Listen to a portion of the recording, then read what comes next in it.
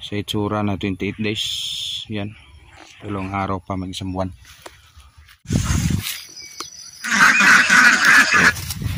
Dali lang. Napakasimple.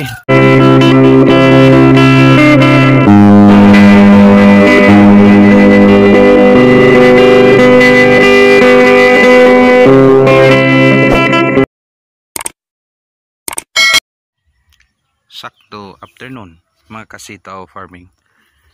So ngayong hapon na ito is yung may share natin na video is yung paano mag minimize ng damo sa ating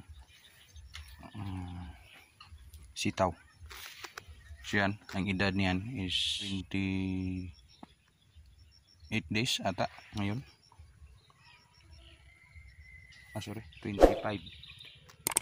days ngayong araw na ito yung ating sitaw. Sa itsura na 28 days. Yan, dalawang araw pa, mag-isang buwan. So yung itsura niya parang late o advance kasi first time natin itong nagtanim ng sitaw. So take note, yung variety natin is Star Premium. So sa Star Premium may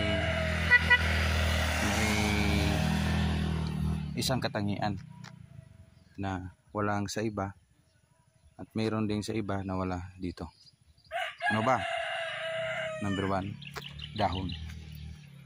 Hindi masyado madahon, sabi nila, pero hindi pa tayo hindi pa natin naramdaman yung bunga. So hindi pa din tayo nakapaglagay ng second layer dito sa ilalim kasi ang busy natin, nagdadamo tayo pero ba't may naiwan? It's because yung damo na yan is kayang patayin. Dumidilaw na, napansin nyo, dumidilaw. Focus natin sample nya, ito yan, dumilaw na. Pero yung ito, tawag sa amin is tulay. Yan, dito mamatay. So yan lang kinuha ko yan para maka-apply ako ng second application na abono. So yan, pansin nyo. Bakit yan lang kinuha? Kasama alim natin na mamatayan. Again, cultivation management ni sitaw, huwag masyado, sa research ko lang yan, hindi masyado linisan yung ilalim. Pwede lang yung nakalabas na yung vines nya o yung talbos nya, bayaan mo na yung ilalim kasi gusto niya yung moisture sa ilalim na pamatiling di gaano kalinis. So ganyan, may mga damo yan. So kulay dilaw na, mamatayan. So again, may presensya ni mites pero natanggal na yan. Nakatira na tayo ng megatonic kahapon, anong nakarang araw. Sa to si guys, mahirap mag video noon kasi kasagsaga ng ulan. Tapos yung megatonic na may video din tayo niyan sa megatonic paano gamitin. Minimix natin yan ni Mitumil, foliar insecticide yan. So napakaganda niyan. Pero back tayo sa ating topic na yun na cultivation management. Bakit hindi natin kinultivate? Sorry. It's because nagtira tayo ng herbicide. Anong herbicide? Again, first ata ko ito ma-share kung anong ginamit o anong gamitin sa aking area. Ito yung Agile by Leeds Agri. Again guys, hindi tayo sponsor o ano, sadyang yan lang talaga ang ginagamit ko. Agile, yung active ingredients yan, makikita nyo sa screen yan. So mamamatay ang damo, pero yung beans, bagyo beans, sitaw, lettuce, pero first time ko ito na nagamit dito guys kasi wala ng oras. At saka yung sitaw hindi ko talagang ginagamit sa pang linis talaga sa ilalim. Gusto ko talagang masilungan yung ilalim na, kasi yung talong natin is may pag-asa pa yan na mag-recover. Pabayaan na natin. Space naman yung puno niya, so naka guard naman siya. Ito yung puno ng talong, ito yung puno ng sitaw. So again, paulit-ulit natin sabihin, yung sitaw is nitrogen fixation. Kusa lang siyang tataba sa kanya. Yung synthetic fertilizer niya is ano lang, parang alalay lang ni tawag dito ni sitaw. Especially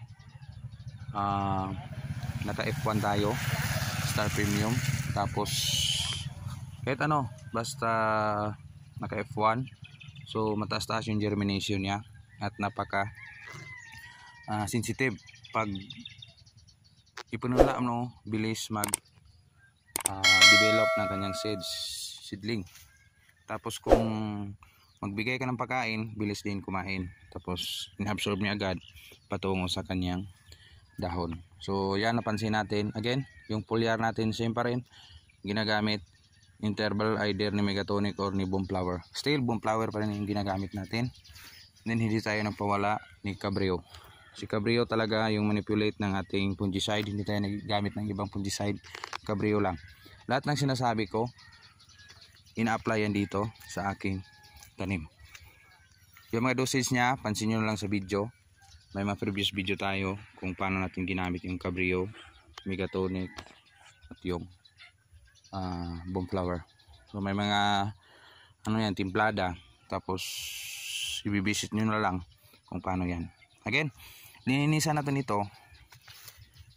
Kinabukasan magpakain tayo ng pangalawa. Again, bakit tayo matagal nagpakain ni sitaw? Matagal tayo nagpakain ni sitaw, it's because yung kanyang dahon gustong umabsorb sa kanyang katawan. So again, kung mag-isang buwan na, 28 days, mag-29 bukas, so ahead tayo ng isang araw, tapos pakain tayo.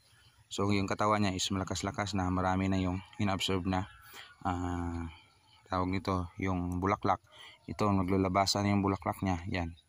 So ano yan, maximum na tinatawag yan na marami ng kain. So yan, may nakukuha na naman tayong tip ni Insecto TV sa araw na ito.